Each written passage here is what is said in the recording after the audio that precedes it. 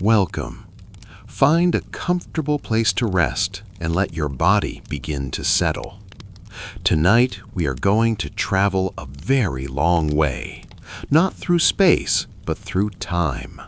We are going to journey back to one of the oldest civilizations the world has ever known, to a land of golden deserts and slow-moving rivers, of towering stone monuments and soft candlelight flickering inside cool stone temples. We are going to ancient Egypt. For thousands of years, the people of Egypt told stories about the gods, the stars, the rivers, and the deep mysteries of life and death. These were not just stories told for entertainment. They were explanations, careful, beautiful, imaginative explanations of how the world came to be, why the sun rose each morning, why floods brought life to barren soil, and what might happen to a person's soul after their body had grown still. These myths were woven into every part of Egyptian life. They shaped the way temples were built, the way kings ruled, the way the dead were buried, and the way ordinary people prayed as they watched the sun rise over the Nile. A farmer planting seeds along the riverbank understood his work as connected to the story of Osiris. A mother nursing her newborn child might whisper a prayer to Isis. A scribe setting stylus to papyrus was participating in some small way in the sacred work of Thoth. The line between myth and daily life was not a line at all. It was more like a river flowing in both directions, constant and alive. Tonight, we will move gently through all of it, from the very first moment of creation, when there was nothing but dark, still water, all the way to the grand halls of the afterlife, where the souls of the dead came at last to rest. Let the story carry you. There is nowhere you need to be. Just listen and let the ancient world come quietly to life around you. Before there was anything, before sky, before earth, before light, there was only water. Not water like the clear, familiar water of a lake or a stream, but a vast, formless, infinite darkness stretching in every direction without limit. The Egyptians called this primeval ocean Nun. Nun was not empty exactly. It was full of potential, of unformed possibility, the way a deep sleep is full of dreams not yet dreamed. It existed before time, before thought, before even the idea of a beginning. It simply was, silent, dark, and still as the deepest night. The Egyptians did not fear Nun. They regarded it with a kind of quiet awe, the way one might regard the ocean on a moonless night, enormous, unknowable, holding everything and revealing nothing. And then, from within this great darkness, something stirred.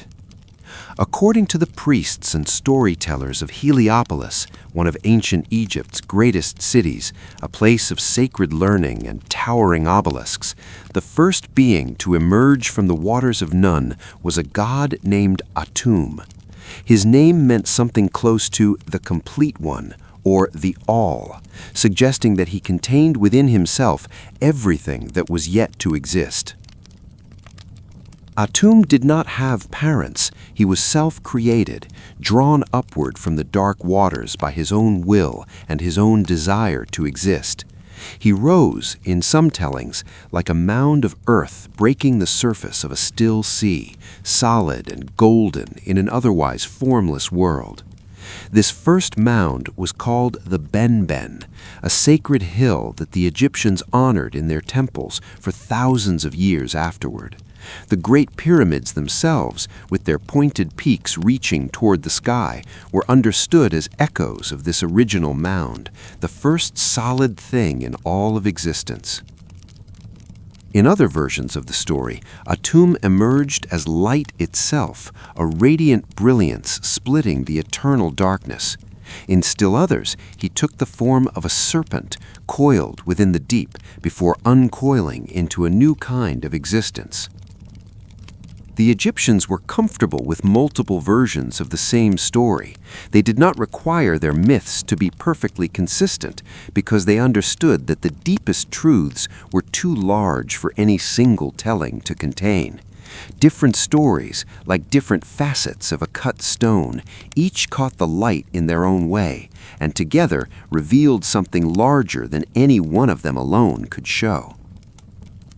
In all versions, what matters is this quiet, world-altering moment, the first awareness, the first breath, the first stirring of something where before there had been nothing.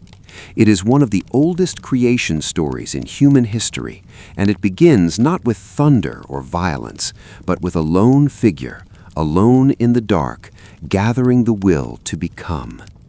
Atum stood upon the Benben mound and looked out at the boundless nothing around him, and he began to create. The Egyptians of Heliopolis described the first generation of gods as a group of 9, a divine family tree that branched outward from Atum's solitary beginning.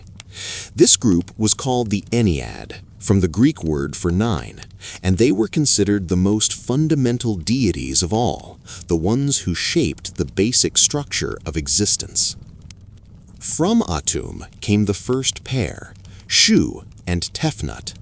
Shu was the god of air and space, the invisible presence that fills the lungs, the great separator who would one day hold sky and earth apart. Tefnut was moisture, the cool breath of early morning, the dew that gathers on stone before the sun grows high. Together, they were the first two things, the air and the water it carries, the breath and the life within it. Shu and Tefnut, in turn, had 2 children of their own, Geb and Nut. Geb was the earth, the solid, dark, fertile ground that holds all things, roots, seeds, rivers, bones. He was often depicted as a man lying stretched beneath the sky, his body the very surface of the world. Nut was the sky above him, arching over the earth in a great curve, her body painted deep blue and scattered with stars. In the earliest days of creation, Geb and Nut were said to have been locked in a close embrace, pressed together so tightly that there was no room for anything between them. It was Shu, the god of air, who gently separated them, lifting Nut up and away from Geb, creating the space between earth and sky, where all living things would eventually make their home. This is why in Egyptian art you will sometimes see Shu standing with his arms raised, holding the curved body of Nut above him, while Geb lies stretched below. It is one of the most graceful images in all of Egyptian art, the god of air doing what air does, opening a space between 2 surfaces, making room for breath, for life, for everything that needs to grow. Geb and Nut then became the parents of 4 children, Osiris, Isis, Seth, and Nephthys. And with their arrival, the world of Egyptian mythology entered its most dramatic chapter, a story of love and betrayal, of death and resurrection that would define Egyptian belief for more than 3,000 years. But before we reach that story, let us pause for a moment with one more figure who stands at the very center of Egyptian religious life, a figure older than all of them, burning quietly at the heart of the sky. Of all the gods in the Egyptian world, perhaps none was more important, more deeply woven into the fabric of daily life than Ra, the god of the sun. Ra was ancient even to the ancient Egyptians. He was light itself, warmth itself, the golden eye that opened each morning over the eastern horizon and gave life to everything below. Without Ra, the crops would not grow.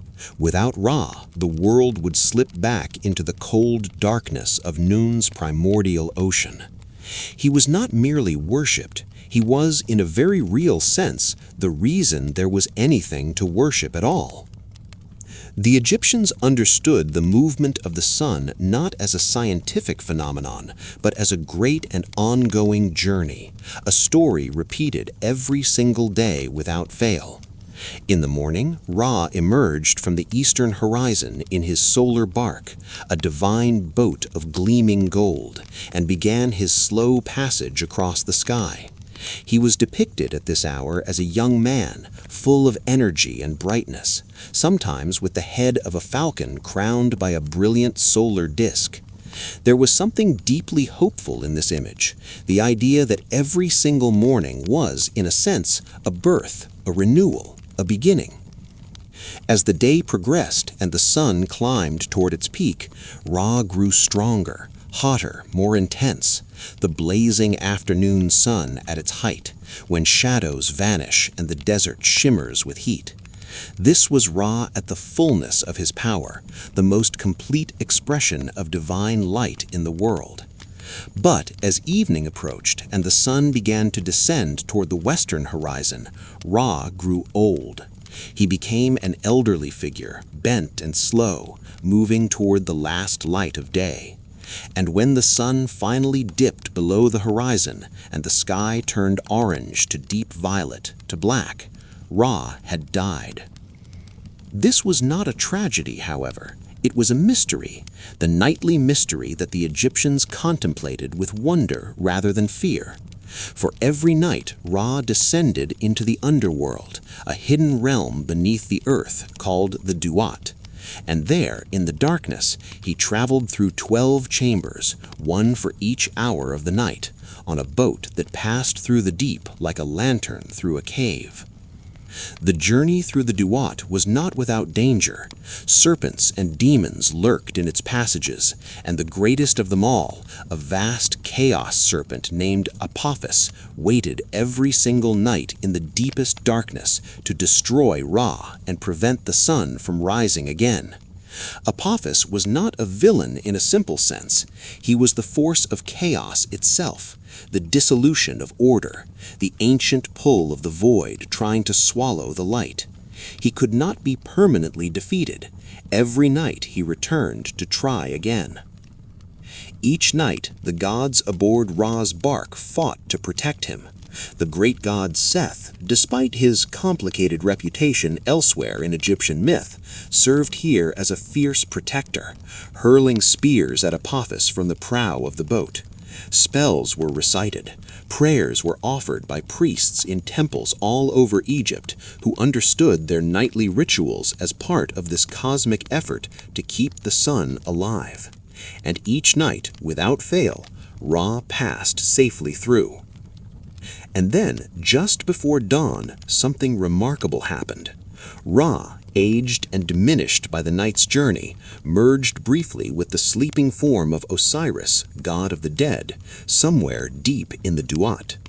In this meeting, each gave the other something vital. Ra gave Osiris the warmth and light of the living world, and Osiris gave Ra the energy to be reborn. Together, in that silent moment beneath the earth, they completed each other. And then the sun rose again, young, golden, full of life. This daily cycle, birth, life, death, rebirth, was the most fundamental rhythm in all of Egyptian religious thought. It was not just the story of the sun, it was the story of every living thing. The grain that died in winter and rose in spring, the Nile that dried and flooded and gave life again, the pharaoh who died and the new pharaoh who rose in his place. Over and over, this same pattern, this same reassurance. Nothing that is truly alive ever ends. It only changes form.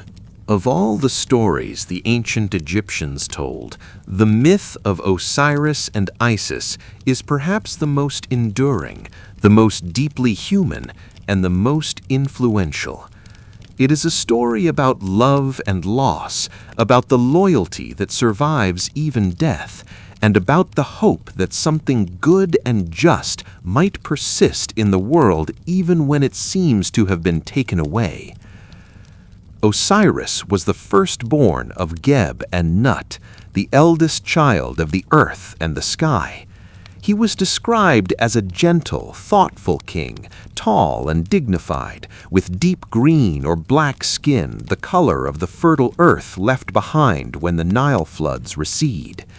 He ruled over the land of Egypt in its earliest days, teaching his people the arts of civilization, how to grow grain, how to build, how to worship, how to live in harmony with the laws of Ma'at, the divine principle of truth, balance, and order that held the world together. Osiris was beloved by his people, and he was loved above all others by his sister and wife, Isis. Isis was extraordinary among all the gods. She was the goddess of magic and healing, of wisdom and maternal love. Her power was said to be boundless. She knew the secret name of Ra himself, which gave her authority over all things. She was depicted with great wings, as a woman wearing a throne as a crown, as a mother nursing an infant son. In her, the Egyptians saw everything that sustained life: love, knowledge, protection, and the will to fight for what mattered most. Together, Osiris and Isis were a perfect pair. He, the steady, cultivating force of order; she, the vibrant, brilliant force of magic and devotion. They had a brother, Horus the Elder, and a sister, Nephthys, who would become Seth's companion. And then there was Seth.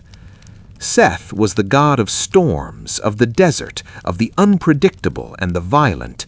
He was not wholly evil. The Egyptians were too nuanced for simple villains, but he was chaotic, restless, always hungry for more than he had been given.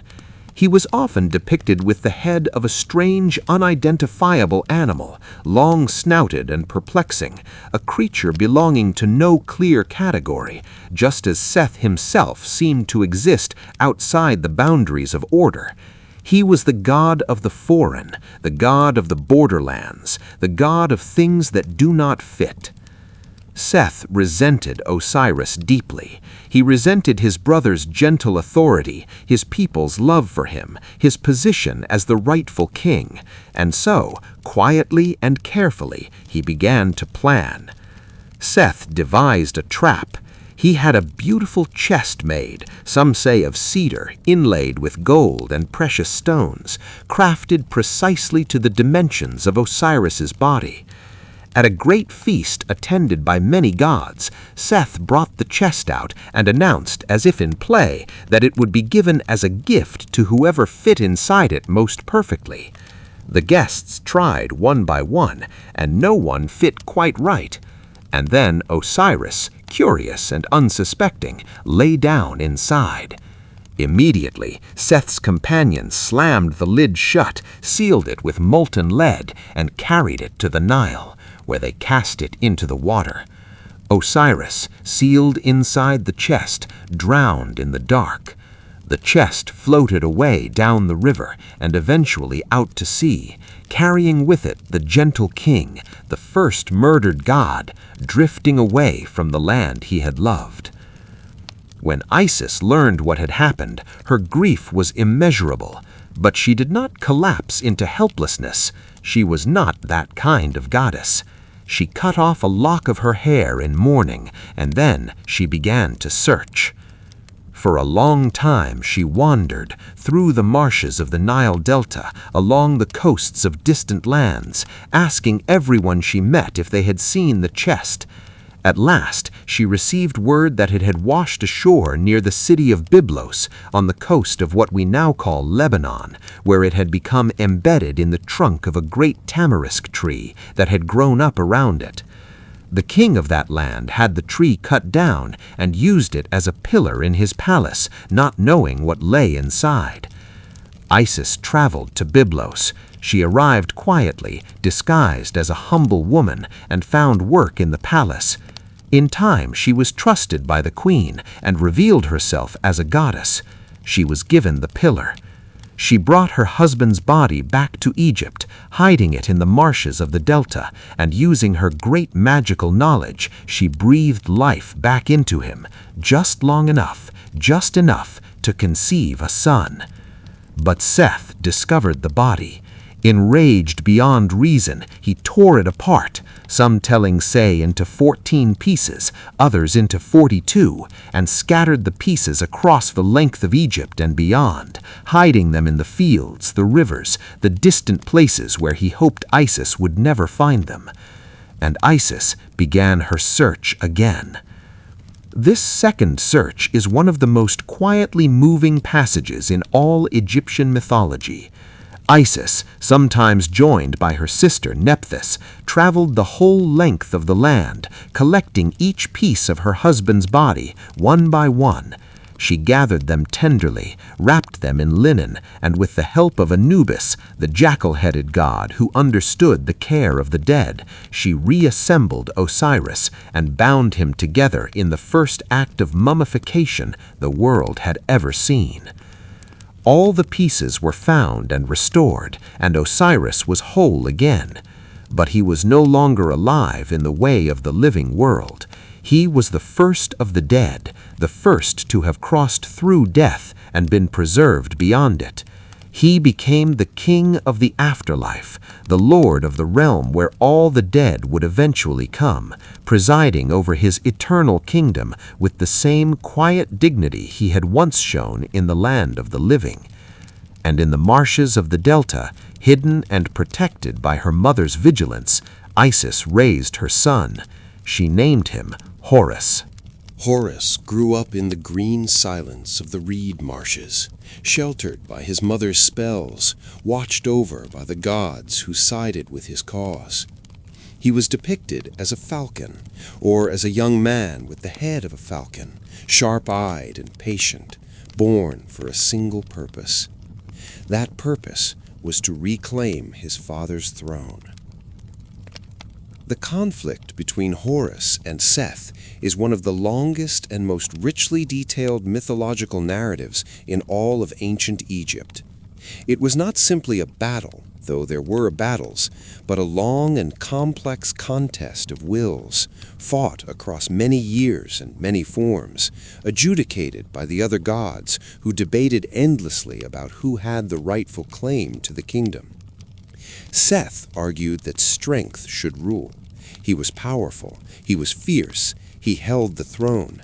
Why should he yield it to a young god, however rightfully born?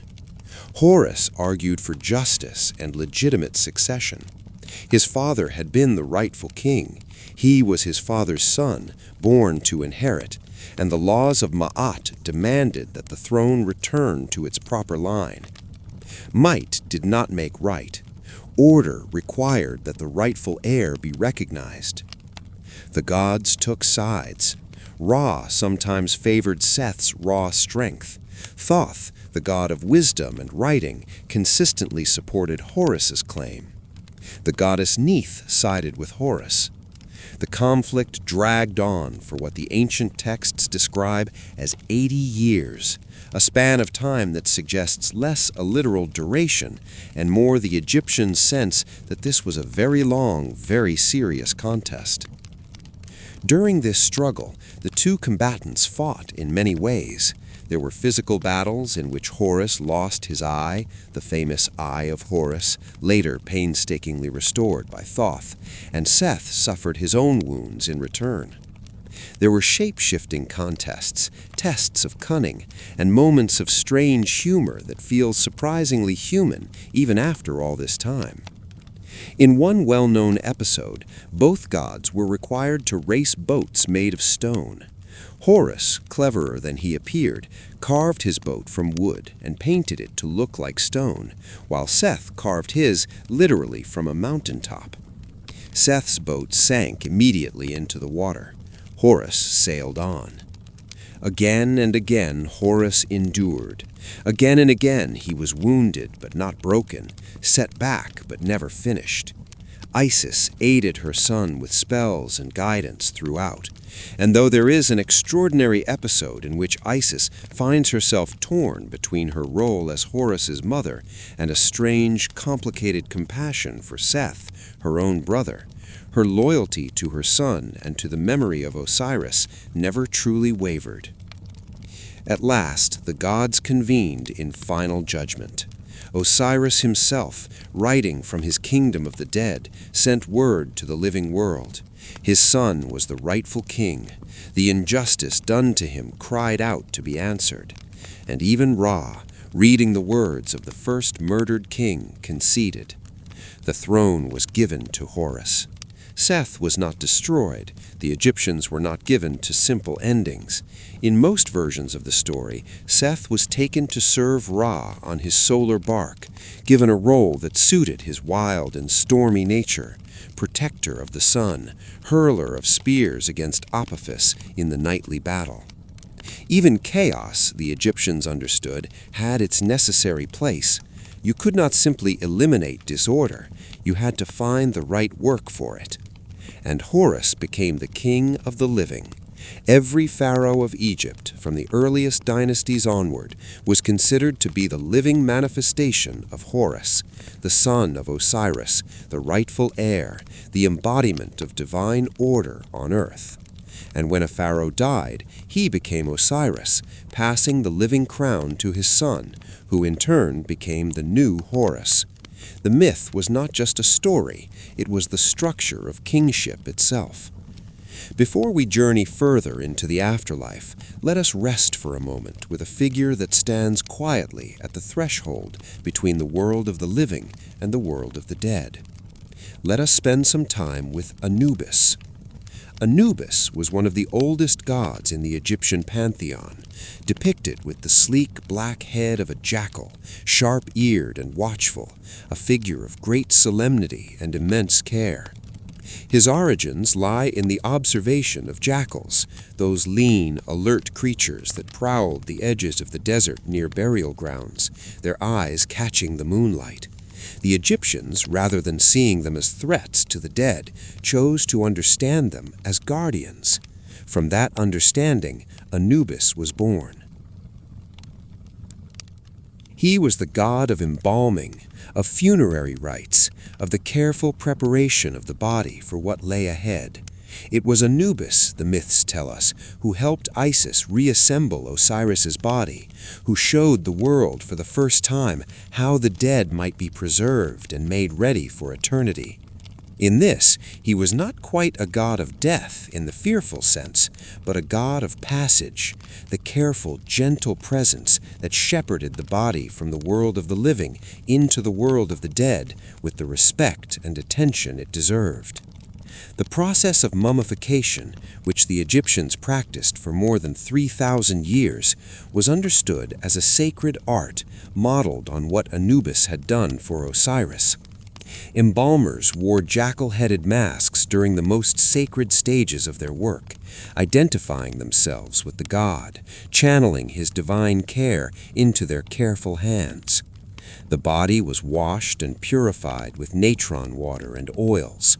The organs were removed with precision and preserved in 4 special canopic jars, each protected by the 4 sons of Horus, divine beings who guarded the liver, the lungs, the stomach, and the intestines. The heart was left in place within the chest because it would be needed again. It was the seat of memory, of consciousness, of every choice the person had ever made. It could not be removed. The body was then packed in natron salt for 40 days, drying and preserving the flesh with remarkable effectiveness. Afterwards, it was anointed with oils and resins, cedar oil from Lebanon, myrrh from distant lands, fragrant substances that would keep decay at bay and fill the burial chamber with something close to sweetness. Then it was wrapped in hundreds of meters of fine linen, layer upon layer, with protective amulets placed between the bandages at precisely the right positions, the heart scarab above the chest, figures of gods near the throat, powerful symbols resting against the brow. All of this was done with prayers, with spells, with the greatest attention and reverence, because the body was not simply being preserved out of sentiment or grief, though both were present. It was being prepared for a journey. The soul would need it again. The ancient Egyptians held one of the most developed and deeply considered conceptions of the afterlife in the ancient world. For them, death was not an ending, but a transformation, a passage from one form of existence into another more enduring one. The goal of a human life was not merely to live well, but to die well, to arrive in the afterlife prepared, protected, and ready for what awaited. The soul, in Egyptian belief, was not a single simple thing. It was made of multiple parts, with each its own nature and its own journey after death. The most important of these were the Ba and the Ka. The Ka was the life force, the animating energy that a person received at birth and that remained connected to the body throughout life and beyond. After death, the Ka remained close to the tomb, close to the physical form it had always inhabited. This is why preserving the body mattered so deeply. The Ka needed a home to return to, needed to recognize the form it had always known.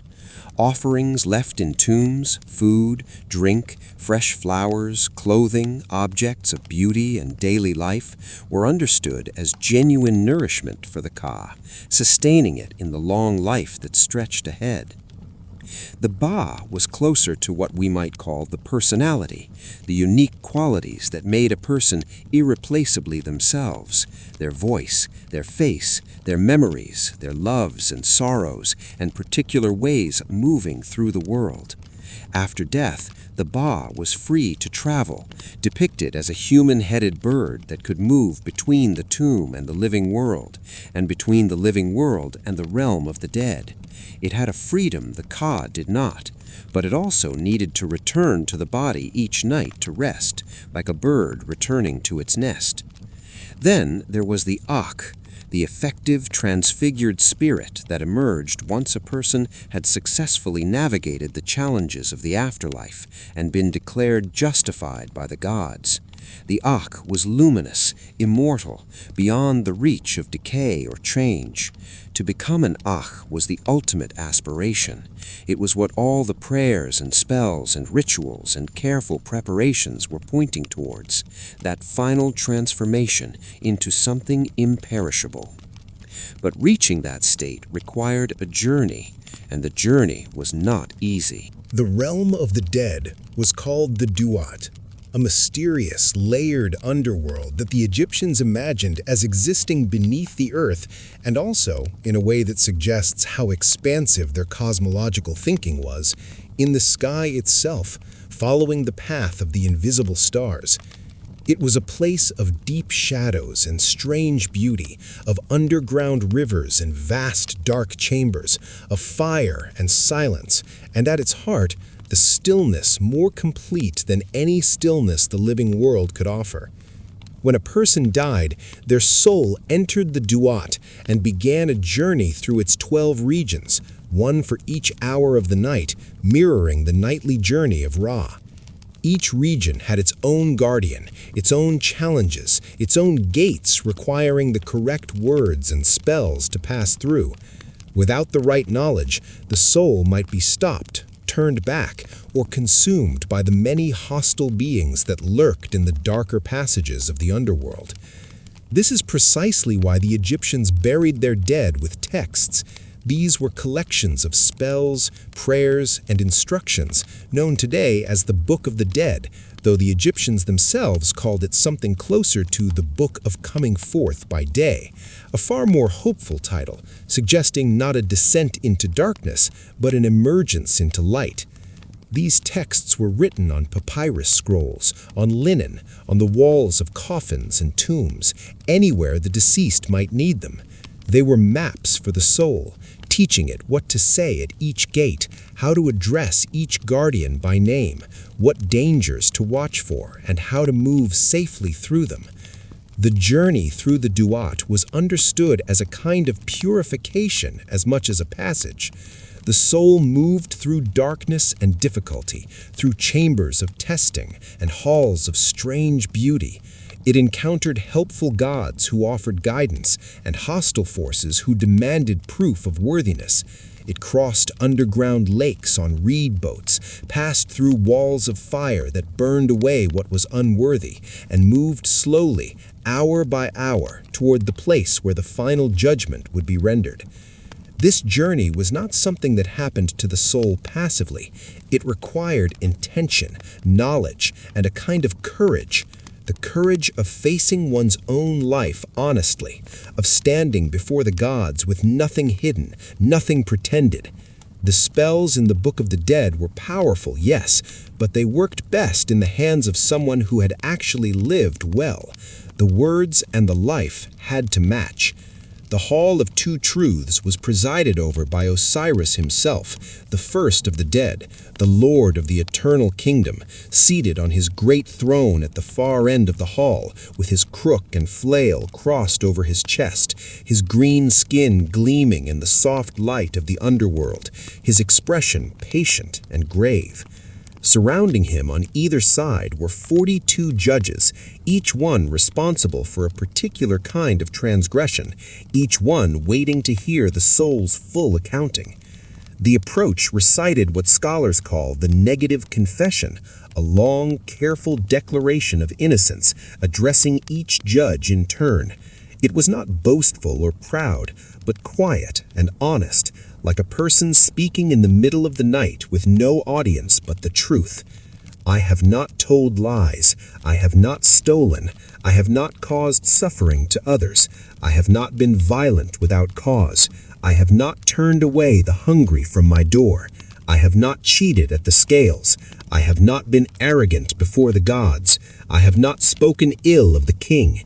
On and on, 42 statements, each one a reflection of how a good life ought to have been lived, each one a mirror in which the soul could see its own reflection clearly. But words alone were not enough.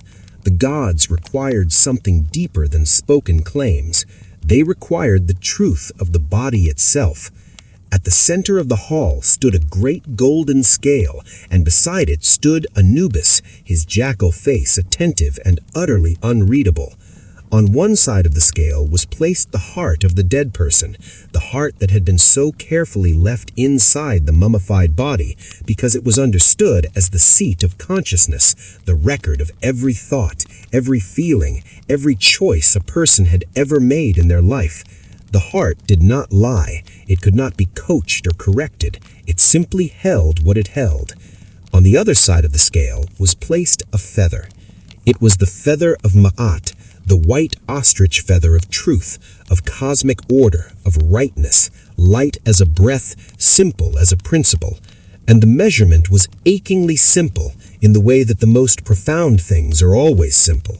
If the heart was no heavier than the feather, the soul was justified.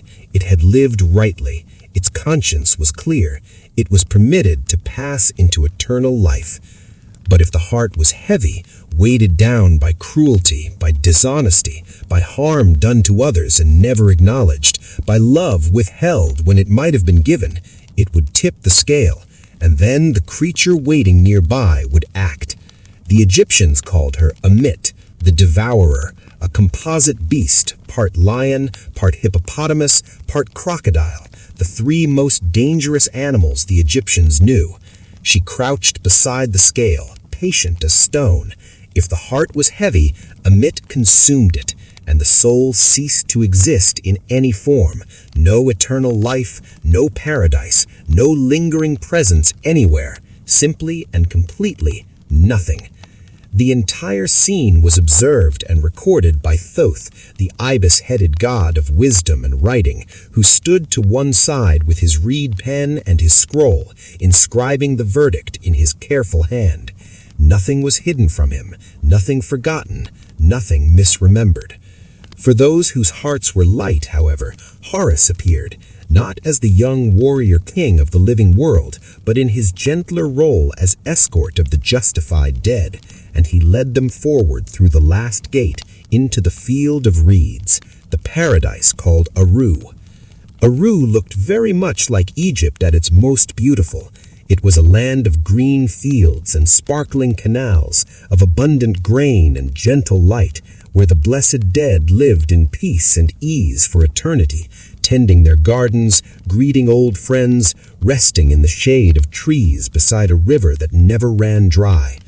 They were close to the gods in this place, and the gods were close to them, not in the formal, distant way of temple ritual, but in the easy, warm proximity of a life fully lived and fully received. It is, when you sit with it, a profoundly moral vision of what the universe ultimately values. The Egyptian afterlife was not determined by wealth or rank or the elaborate richness of one's tomb. Those things might help with the journey's preparations, but at the final moment, at the scale, they counted for nothing. What counted was the heart. What counted was how one had treated others.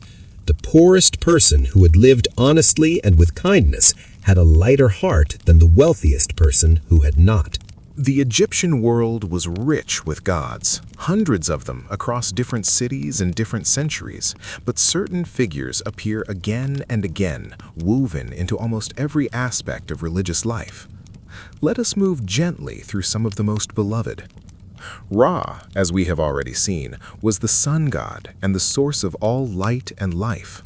Over time, he merged with other solar deities, most significantly with Amun, the hidden god of the great city of Thebes, to become Amun-Ra, the king of all the gods during Egypt's new kingdom, its golden age. Ra was the father of divine order, the eternal presence watching over the world from his golden boat in the sky. His temples were built to face the sunrise, so that the first light of each morning fell directly onto the face of his sacred image. Osiris, the gentle king, became in death perhaps the most widely loved god in all of Egypt. He was the lord of the afterlife, the promise that death was not an ending, the divine proof that something good could survive even the worst that could happen to it.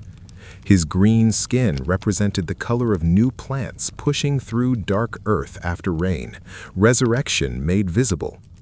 Ordinary people loved him not just with reverence, but with something like personal affection. He had suffered. He had been brought low. He understood what it was to lose everything. And yet, he endured. Isis, his beloved, was revered throughout Egypt and eventually far beyond its borders. Her cult spread across the entire Mediterranean world during the period of Greek and Roman rule, reaching as far as Britain in the north and Ethiopia in the south. She was the perfect mother, the devoted wife, the brilliant magician, the tender healer, the clever strategist who never gave up. Women called on her in childbirth. The sick prayed to her for restoration. Sailors asked her protection on the water. Her image, with her great wings spread wide, appeared on coffins and tomb walls for thousands of years as a symbol of divine protection, a goddess wrapping her arms around the dead and holding them safe through the long night. Horus, the Sky King, was the sky and the sun and the legitimacy of kingship all at once. His right eye was the sun, his left eye the moon, and the world they illuminated was his domain.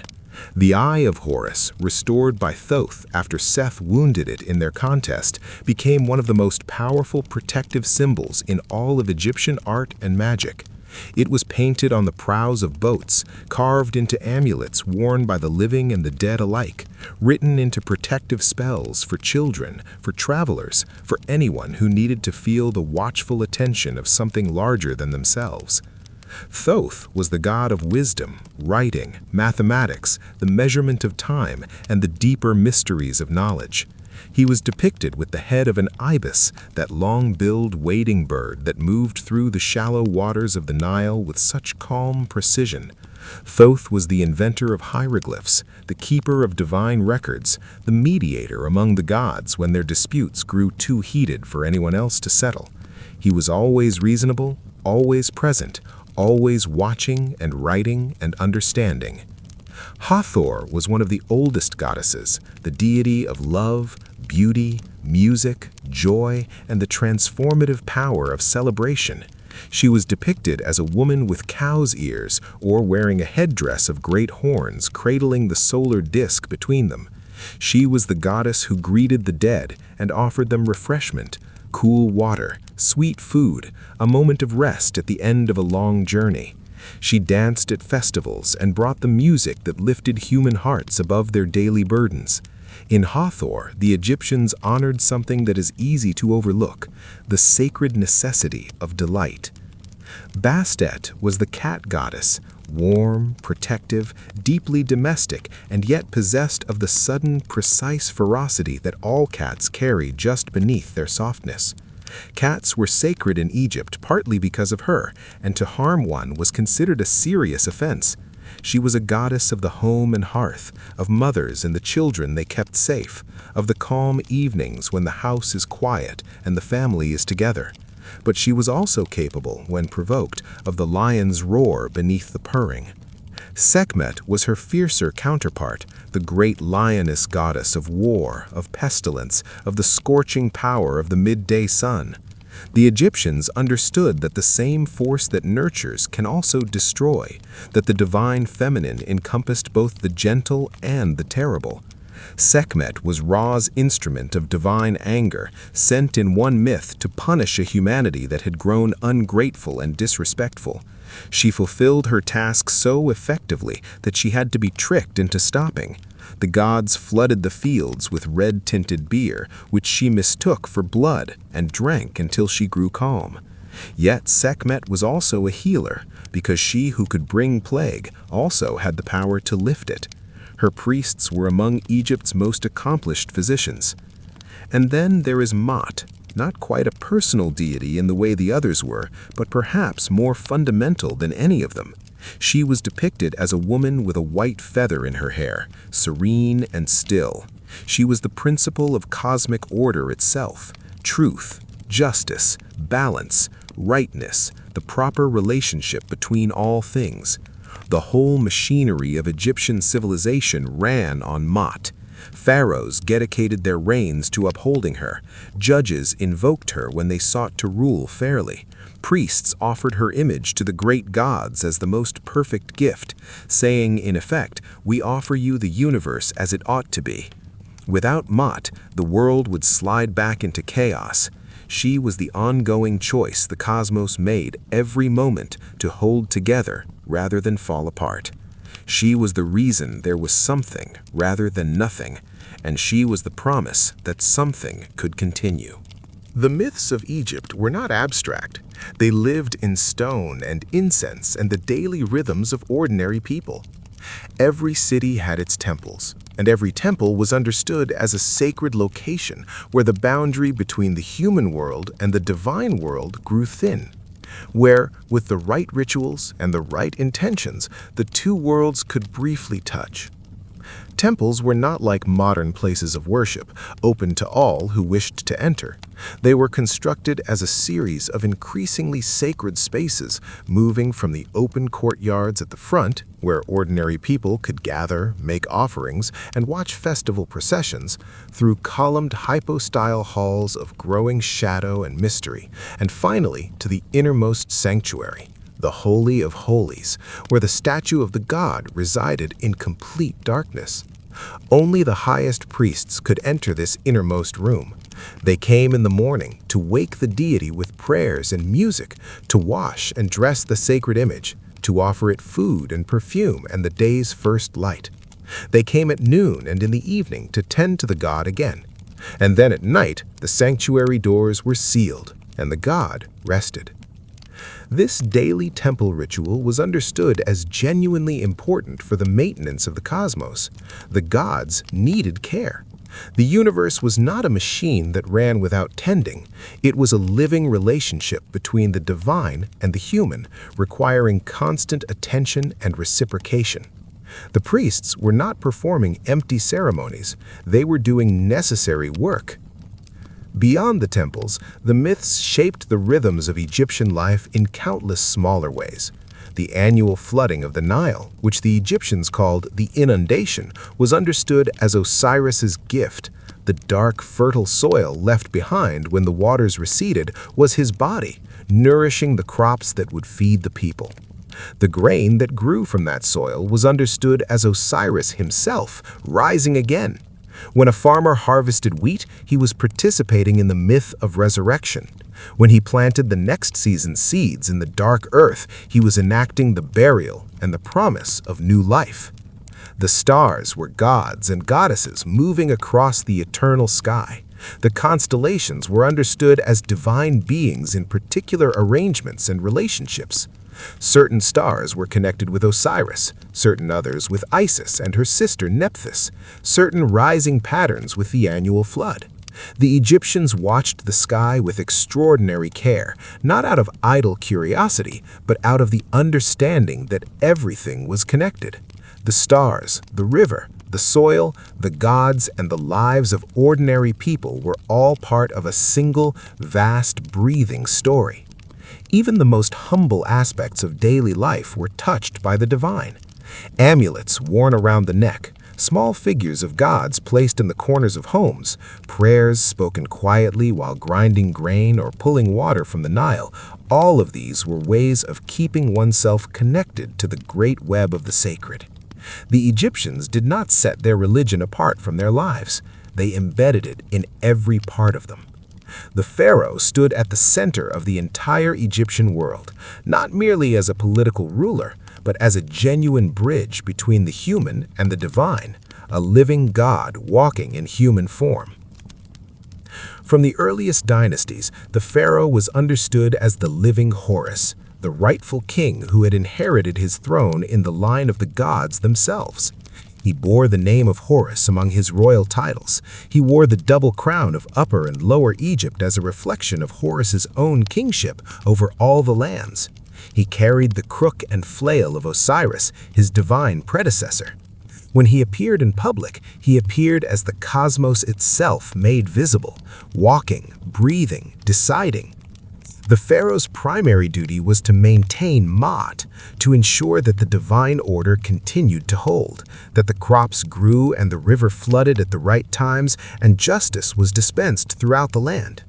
When the pharaoh performed rituals in the temple, he did so as the representative of all humanity, the one person capable of addressing the gods directly on behalf of everyone else. In theory, every ritual in every temple in Egypt was performed by the pharaoh. In practice, of course, thousands of priests performed these rituals daily, but they did so in the pharaoh's name, as his deputies, extending his divine reach across every sacred space in the land. When a pharaoh died, the transition was understood in explicitly mythological terms. The dead pharaoh became Osiris, joining his divine predecessor in the eternal kingdom of the dead, watching over Egypt from the other side. His heir, taking the throne, became the new Horus, the living embodiment of the divine sun, picking up the crook and flail, continuing the long chain of sacred kingship that stretched back to the very beginning of the world. The great monuments that have made Egypt famous, the pyramids at Giza, the temples at Karnak and Luxor, the colossal statues and the towering obelisks were all expressions of this divine kingship. They were not vanity projects, though they certainly required enormous human effort. They were statements of cosmological reality. This is where the human world and the divine world connect. This is where the eternal touches the transient. This is the evidence that Ma'at holds. The world of Egyptian mythology was populated not only with gods in human or hybrid form, but with an extraordinary variety of creatures, some protective, some threatening, some deeply strange and difficult to categorize.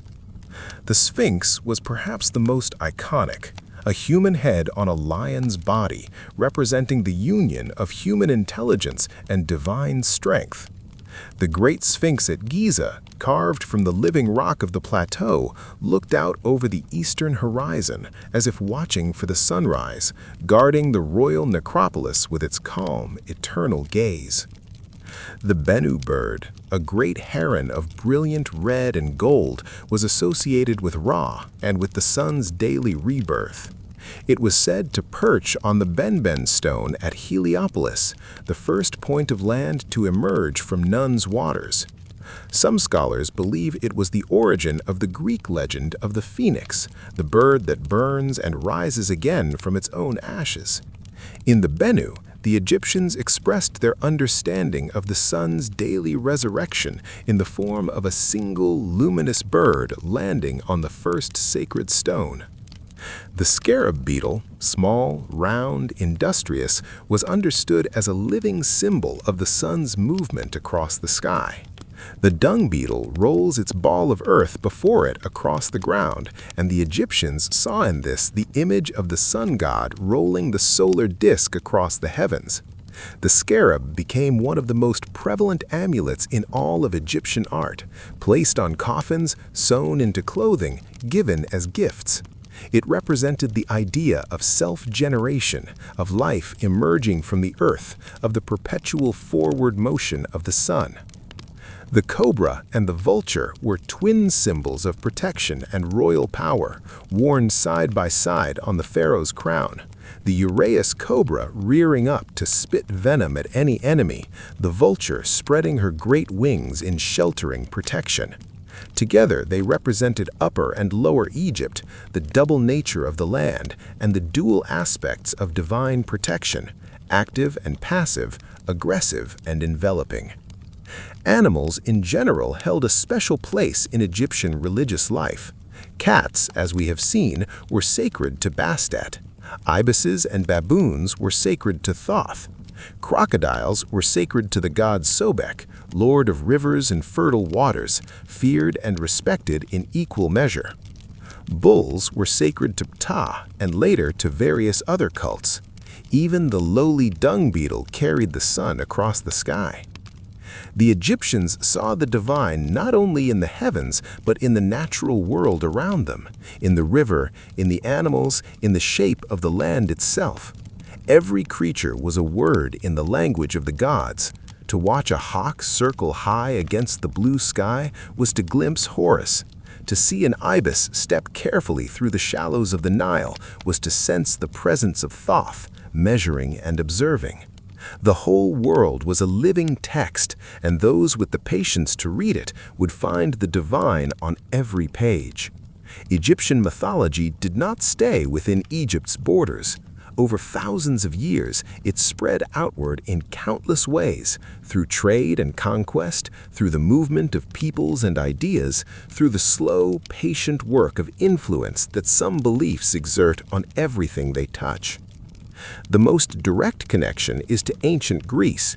Greek merchants, soldiers, and scholars traveled to Egypt from very early times, and what they found there, the temples, the rituals, the elaborate cosmology, the passion for wisdom, left a profound impression. Herodotus, the Greek historian who visited Egypt in the 5th century before the Common Era, wrote about it at length and believed that many Greek religious practices had originated there. Whether or not he was entirely right, the resonances are undeniable. The story of Osiris and Isis echoes in later Greek stories of death and resurrection. The emphasis on wisdom and cosmic order influenced the development of Greek philosophy. The cult of Isis, as mentioned earlier, eventually spread throughout the entire Mediterranean world. By the time of the Roman Empire, temples to Isis could be found in Rome itself, in the cities of Asia Minor, in the ports of Spain, and the frontier towns of Britain. Her image as the divine mother nursing her infant son, which the Egyptians had honored for centuries, is thought by many scholars to have influenced the development of Christian images of Mary and the Christ child. The great goddess, wrapped in her stars, holding her divine child, outlasted every empire and crossed every border. The concept of Ma'at, of a cosmic moral order, of a universe in which truth and justice are built into the very structure of existence, resonates through much of later religious and philosophical thought. The idea that good actions have eternal consequence, that the universe keeps a kind of account, that living well is not merely prudent, but cosmically significant. These are ideas that appear in different forms across many traditions, and in Egypt they were developed with extraordinary sophistication and depth. Even the physical monuments of Egypt shaped later civilization. The pyramid form, replicated across Mesoamerica in the pyramids of the Maya and the Aztecs, civilizations that had no direct contact with Egypt, suggests something deep in human intuition about the relationship between the earthly and the divine. The mountain shape, the peak that reaches towards the sky, the stone permanence that outlasts all merely human things. Whether by influence or by parallel instinct, the monument form that Egypt perfected became one of the most enduring shapes in all of human architecture.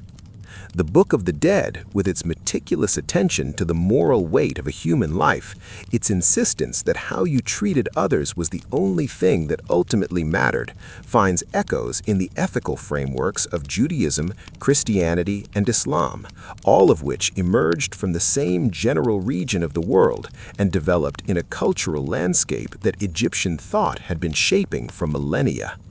And the stories themselves, the love of Isis and Osiris, the resurrection and the eternal kingdom, the righteous son reclaiming his father's throne, the daily battle against the forces of chaos, the feather and the heart.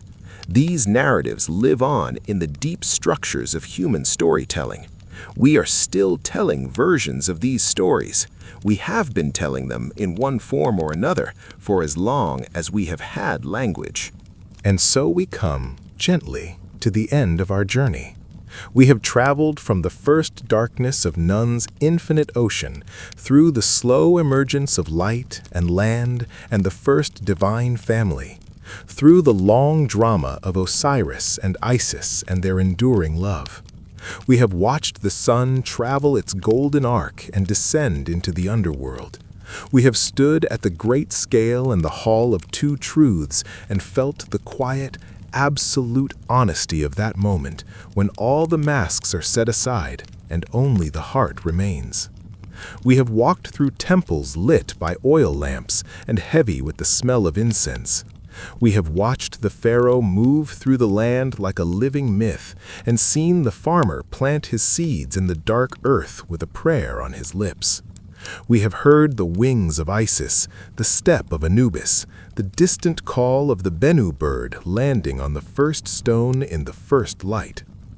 Ancient Egypt was not a civilization that feared the dark. It was a civilization that walked into the dark every night with full knowledge of the dangers there and emerged every morning renewed. It was a civilization that looked at death not as an ending, but as a doorway. It was a civilization that asked with extraordinary seriousness and beauty what it means to live well, and then built temples and tombs and myths and rituals in answer to that question, and kept building them for 3,000 years.